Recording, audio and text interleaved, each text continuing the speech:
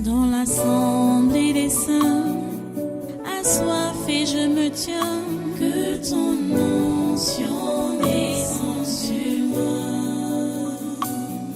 Conscient que mon destin est dans le creux de ta main, que ton onction descende sur moi. Je suis disposé, assoiffé, que ton onction descende sur moi. Je suis disposé, assoiffé,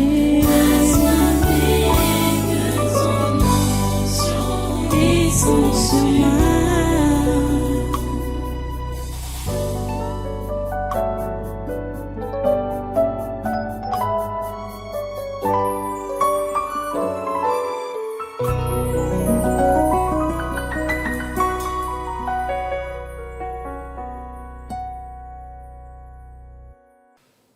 Alléluia.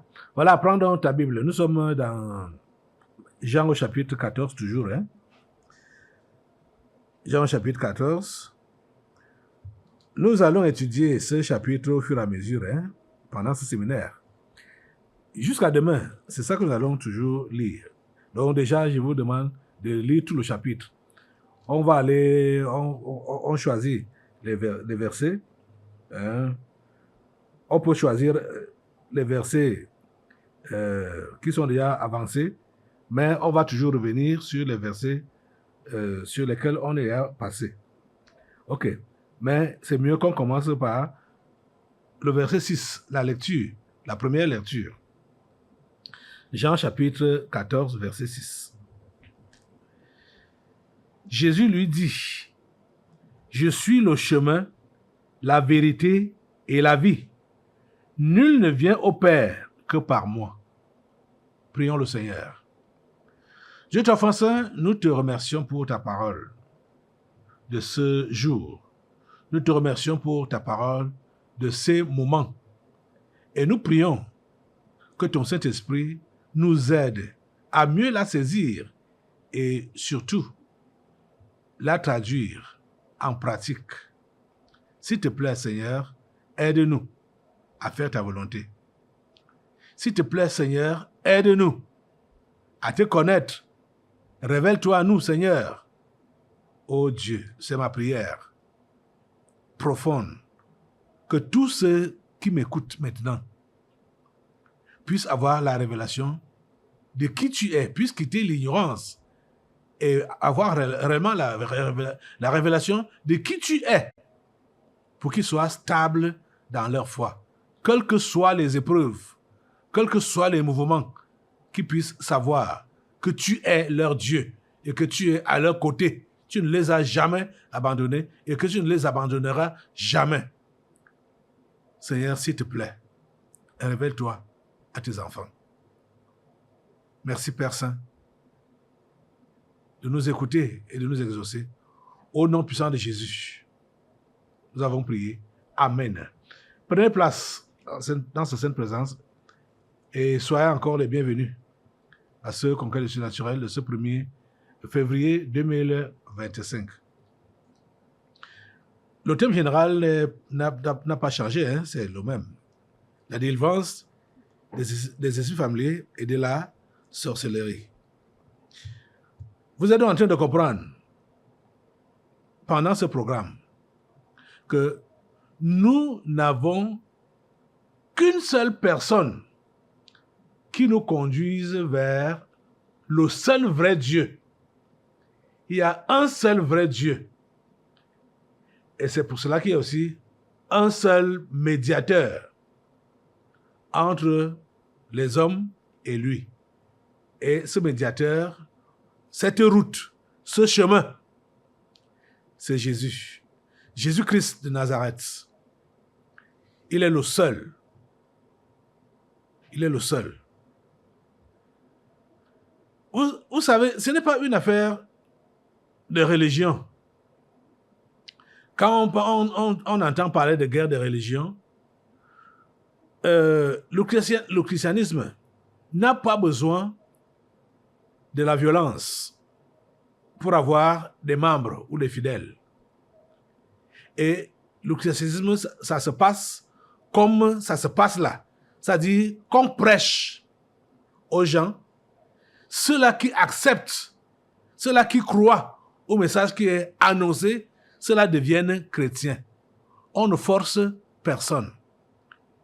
Et déjà même, quand tu dis que tu es chrétien et tu ne te conformes pas à la parole de Dieu, ta présence n'est plus acceptable au milieu des chrétiens. C'est ça que nous... Je vous dis, lisez votre Bible. Lisez votre Bible. Mais vous allez voir, j'étais dépassé. Hey, de suivre. Vous savez, auparavant, je pensais que dans le monde, les Amériques étaient le premier pays chrétien. Je le croyais.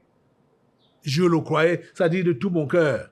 Surtout quand je vois que il y a un office religieux, quand un président doit prêter serment aux États-Unis, et c'est sur la Bible qu'il prête serment, et il y a beaucoup d'églises, et ce n'est même pas seulement beaucoup d'églises, mais des églises avec beaucoup de membres. Ah, j'ai dit, mais ça c'est un pays chrétien, c'est admirable. Pourtant, ce n'était que la religion. Quand j'ai commencé à entendre les noms de ceux-là que je croyais grands serviteurs de Dieu, grands pasteurs ou évangélistes, là-bas aux États-Unis, parler dans le corps ici, là, j'étais dépassé. Je dis, ouais, c'est pas possible. Qu'est-ce qui se passe? Ce n'est que l'autre jour que, en parcourant certains de ces pasteurs-là, grands pasteurs-là, ou grands évêques, grands bishops, il y a, je n'ai pas, du moins, l'histoire exacte, mais ce que j'ai retenu, c'est que dans l'église de ce bishop-là, il y a des homosexuels déclarés, reconnus. Et qu'est-ce qu'on peut seulement leur dire? On leur dit ce n'est pas une bonne voie, quitter cette voie-là. Et pourtant, on va te dire que l'église-là a 30 000 membres. Et parmi les 30 000 membres-là, il y a tout. Des lesbiennes, des homosexuels, donc des voleurs, toutes sortes de personnes. Lui se contente seulement qu'il a beaucoup de membres et il les enseigne pour qu'ils puissent suivre les voies de Dieu. Mais pas de conversion, pas de changement. J'étais choqué. Je vous assure que j'étais choqué. Il dit, mais ça, c'est quelle histoire? Qu'on sait personnellement que ça, c'est un homosexuel. Ça, c'est une lesbienne. Et il n'est pas converti. Ils ne sont pas convertis. Ils n'ont pas changé. Et ils sont là. Mais ils sont là pour faire quoi? Ils vont affecter les autres. Ça, c'est clair. Ils vont affecter les autres. Et c'est comme ça donc que ça se passe partout là-bas aux États-Unis. Il n'y a pas de conversion. Il n'y a pas de repentance. Il n'y a pas de changement de vie. C'est seulement l'adhésion à la religion, donc au club. Vous voyez ça? Jésus n'a pas demandé juste l'adhésion. Jésus demande la conversion. Quand on dit qu'on a foi en Jésus, on doit donc se convertir. C'est-à-dire changer la manière qu'on vivait avant et adopter la nouvelle manière que Dieu nous propose ou que Jésus nous propose. Vous comprenez ça? Jésus est le seul chemin. Il est le seul chemin. C'est lui l'unique médiateur. Vous comprenez ça? On va continuer notre lecture. Voilà, nous repartons dans Jean 14 là. Verset 7. Jésus dit, si vous me connaissiez, vous connaîtriez aussi mon Père. Et dès maintenant, vous le connaissez et vous l'avez vu. Philippe lui dit, verset 8, Seigneur, montre-nous le Père, et cela nous suffit. Jésus lui dit, verset 9, il y a si longtemps que je suis avec vous, et tu ne m'as pas connu, Philippe. Celui qui m'a vu a vu le Père. Comment dis-tu, montre-nous le Père? Verset 10, ne crois-tu pas que je suis dans le Père, et que le Père est en moi? Les paroles que je vous dis, je ne les dis pas de moi-même. Et le Père qui demeure en moi, c'est lui qui fait les œuvres. Verset 11. Croyez-moi, je suis dans le Père et le Père est en moi. Croyez du moins à cause de ses œuvres. Vous voyez? On ne voit pas, j'ai lu là jusqu'au verset 11 d'abord. Je vous ai dit que c'est ce chapitre 14 qu'on va étudier pendant tout ce programme. Jésus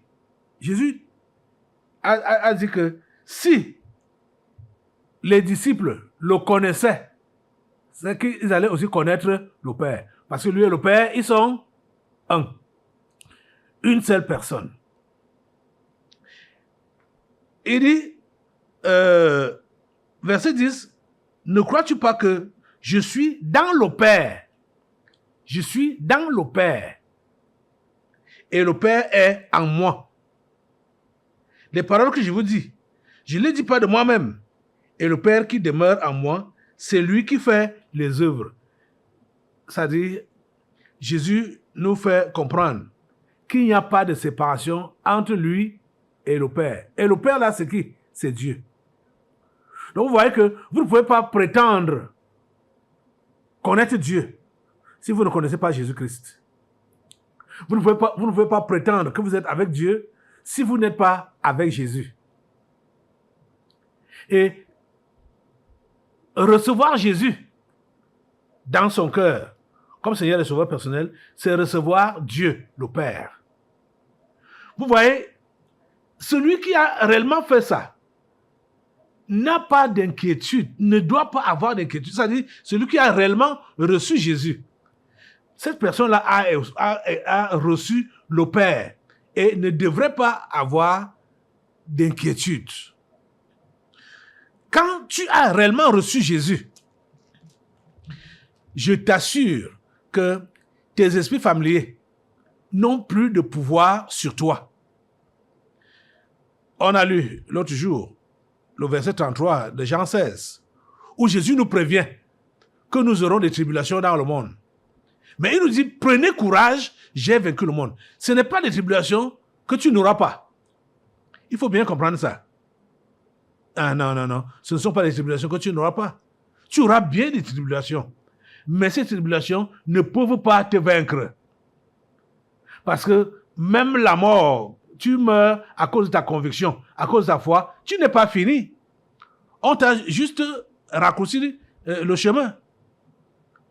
Parce que peut-être Jésus avait vu que si tu continuais à vivre sur la terre, tu pouvais l'abandonner. Il permet que tu puisses donc mourir martyr. Rien ne peut te vaincre quand tu es avec Jésus, quand tu l'as reçu comme ton Seigneur et Sauveur personnel. Tu dois, c'est-à-dire, tu es affermi puisque tu sais que ce n'est pas seulement savoir, mais c'est la réalité que Dieu, le Fils, habite en toi et Dieu, le Père, habite en toi. Je ne sais pas ce qui va te faire peur dans ce monde. Certains ne comprennent pas quel genre de courage j'ai. Ce n'est pas par moi-même, c'est parce que Dieu le Fils et Dieu le Père habitent en moi. C'est parce que j'ai véritablement cru. C'est pourquoi je n'ai peur de rien. Je n'ai peur de rien. Je sais qu'ils habitent en moi. Quel que soit ce qui peut m'arriver. Quand Jésus habite en toi, je dis, tu es sans crainte. Tu es sans peur. Parce que tu sais en qui tu as cru. Tu sais en qui tu as cru. Je t'assure. Si vous croyez vraiment oh mon Dieu, nous allons faire des exploits. Si vous croyez réellement en Jésus, vous allez faire des exploits. J'ai souvent été choqué. Je vous raconte des vraies histoires. Hein. J'ai souvent été choqué de voir que certaines personnes qui se disent chrétiennes et qui savent ce par quoi je passe ou ce par quoi nous passons, les persécutions que nous avons ici à l'église. Ils me rencontrent. Il dit voilà, on a vu, on sait comment tu es persécuté, comment tu es combattu, machin. Je leur dis, mais pourquoi vous ne vous joignez pas à nous pour qu'ensemble nous puissions donc combattre contre l'ennemi? Bon, déjà, si ils étaient réellement des vrais sympathisants, pendant que nous sommes en difficulté, ils vont pointer, ils vont venir pour sympathiser physiquement. Mais ils ne se sont jamais pointés. On ne les a jamais vus. C'est si par hasard, on se rencontre quelque part, qu'ils commencent à dire que j'ai appris ce que tu as eu, j'ai appris. Vous voyez ça? Et pour finir, la majorité, ils vont me dire, pasteur, il faut laisser ces gens-là tranquilles. Hein. Vous êtes en train de comprendre? Ah, lui qui prétendait sympathiser avec moi, lui qui prétendait dire qu'il comprend, il comprend tout ce par quoi je vis, et il sait même que je combats pour une bonne cause.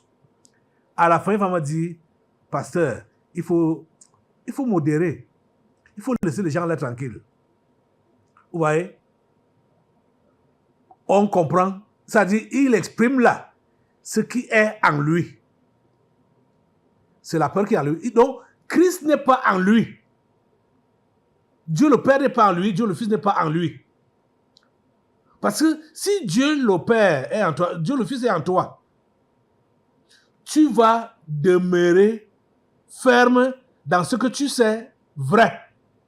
Et tu vas le déclarer à qui veut t'entendre. Jésus a dit que ce que je vous dis à l'oreille, montez sur les toits et prêchez cela. Vous comprenez ça? Jésus n'a pas demandé qu'on puisse avoir peur, qu'on puisse se taire parce qu'on est menacé. Il n'a pas dit ça. Vous comprenez? Pourtant, voilà ceux qui disent qu'ils sont chrétiens. Le conseil qu'eux ils donnent. Que, bon, modère aussi. Hein? Parfois même certains disent, ne les provoque pas. Il dit, mais comment? Je ne les provoque pas. Je suis en train de faire mon travail.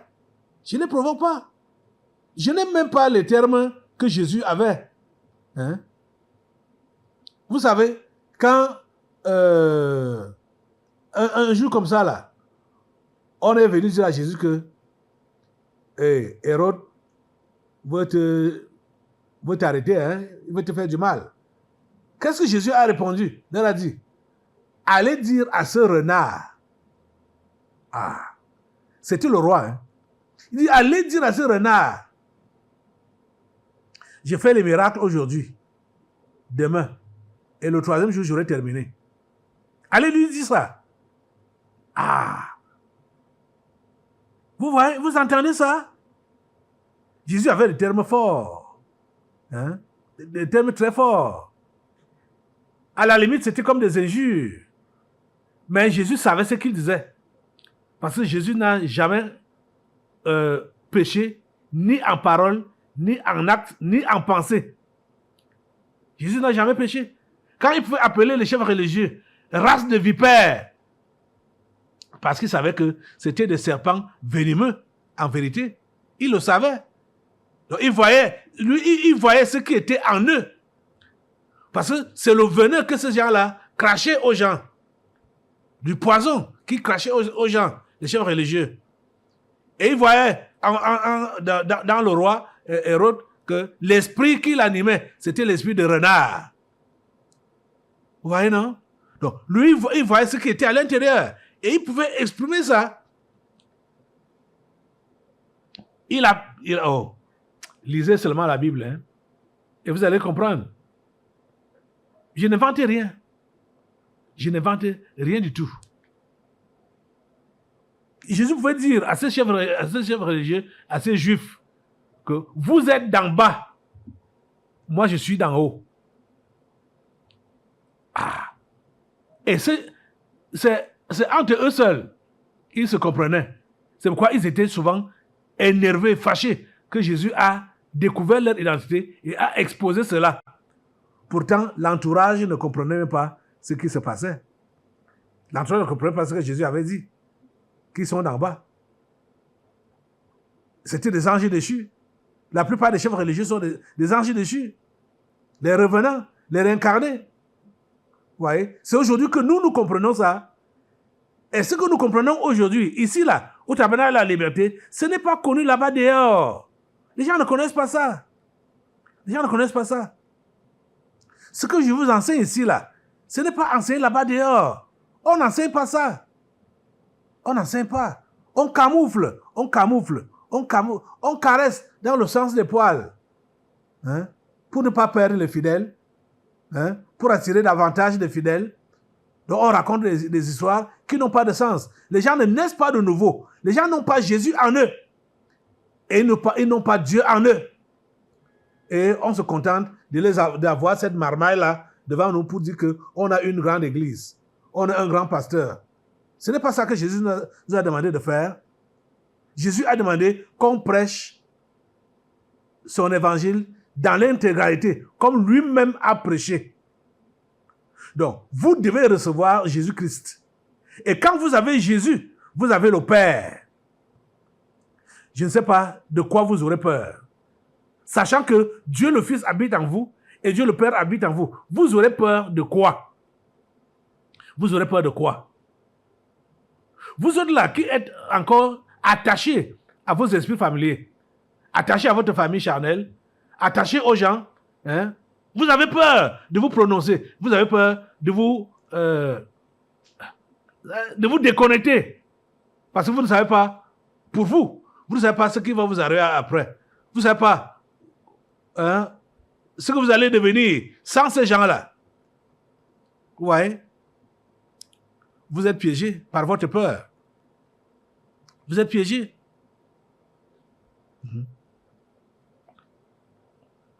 Jésus a dit, verset 10, « Ne crois-tu pas que je suis dans le Père?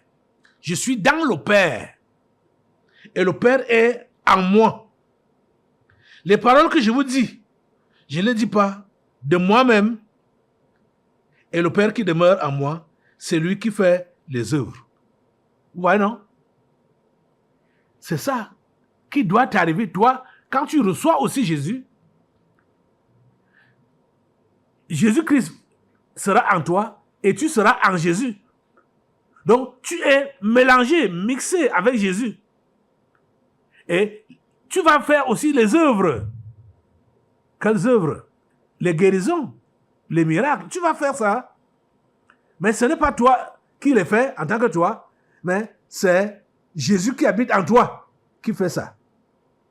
Donc, c'est pourquoi celui qui est réellement serviteur de Jésus-Christ et qui prêche donc et qui est utilisé dans les guérisons, les miracles, les délivrances, il ne peut pas s'enorgueillir parce qu'il sait qu'il ne possède rien. Il ne fait rien de lui-même. Ce n'est pas lui-même qui fait ça. C'est Jésus qui habite en lui qui fait ça, qui fait les œuvres. Vous voyez? Donc, tu n'as pas besoin de t'inquiéter quand tu es réellement en Jésus. Tu n'as pas besoin de t'inquiéter de ce qui pourrait t'arriver. Tu ne dois avoir peur de rien. Tu dois rester serein, tranquille, confiant et faire le travail de ton Père comme il se doit. Jésus a répété au verset 11, « Croyez-moi, je suis dans le Père et le Père est en moi. Croyez du moins à cause de ses œuvres. » Croyez du moins à cause de ses œuvres. Je suis dans le Père et le Père est en moi. Parce qu'il leur faisait comprendre que ce que vous m'entendez même enseigner là, ou ce que vous m'entendez dire, hein, ce n'est pas de moi-même. C'est celui qui habite en moi qui le fait. Et ça doit être le propre de tout vrai chrétien. Ce n'est pas lui-même qui parle, ce n'est pas lui-même qui agit, ce n'est pas lui-même qui fait. Écoutez, déjà au chapitre 8 de cet évangile de Jean, il a dit au verset 28, la dernière partie de ce verset, « Je ne fais rien de moi-même, mais que je parle selon ce que le Père m'a enseigné. » Vous comprenez? Verset 28, évangile de Jean, chapitre 8. Je vais lire même tout le verset. Jésus donc leur dit, « Quand vous aurez élevé le Fils de l'homme, alors vous connaîtrez ce que je suis, et que je ne fais rien de moi-même, mais que je parle selon ce que le Père m'a enseigné. » Au verset 29, il dit, « Celui qui m'a envoyé est avec moi. Il ne m'a pas laissé seul, parce que je fais toujours ce qui lui est agréable. » Donc, depuis le chapitre 8, et lui là, versets 28 et 29, c'est ça que Jésus-Christ dit. Il n'enseigne pas sa philosophie. Il enseigne ce que le Père lui disait d'enseigner. Et ça doit être la même chose pour le chrétien véritable. Tu n'enseignes pas ta philosophie, tu n'enseignes pas ta doctrine, tu n'enseignes pas tes histoires. Ce que tu enseignes, ça doit être ce que Jésus-Christ t'a enseigné. C'est ça que tu dois enseigner. Et quand tu sais que tu as parlé de sa part, tu n'as pas besoin de trembler, tu n'as pas besoin d'avoir peur, tu n'as pas besoin d'avoir peur des conséquences. Hein? Les conséquences, ça ne te dit rien. Donc, le retour de ce que tu as eu à dire ou de ce que tu as eu à faire, tu n'as pas besoin de regarder ça. Que voilà, tu as parlé, ça a contenté certains, ça a énervé d'autres, hein, il y aura des représailles ou bien il y aura des récompenses. Ce n'est pas ça qui doit t'intéresser. Tu as fait ce que ton père t'a demandé de faire et tu laisses les conséquences entre ses mains. C'est pourquoi donc les gens ne peuvent pas comprendre d'où vient le courage du pasteur Kalem Guatemala. C'est parce que Christ est en moi. Jésus-Christ est en moi. Le Père est en moi. Je sais qui est mon Père. Je sais qui est mon Dieu. Je n'ai peur de personne. Vous comprenez ça? Je n'ai peur de personne. Ils m'entendent. Eux-mêmes le savent. Que je n'ai pas peur d'eux. Je n'ai pas peur d'eux. Vous autres, vous allez rester dans la crainte jusqu'à quand? Si vous continuez à être dans la crainte, disant que vous êtes des chrétiens, vous vous trompez. Si tu es chrétien, tu ne dois plus être dans la crainte. Aujourd'hui, je te demande vraiment de balayer toutes ces craintes-là, de balayer tous ces peurs qu'on a mis en toi. Et ça commence même depuis le village. Hein? Parce que dans ta famille, il y a combien de chrétiens?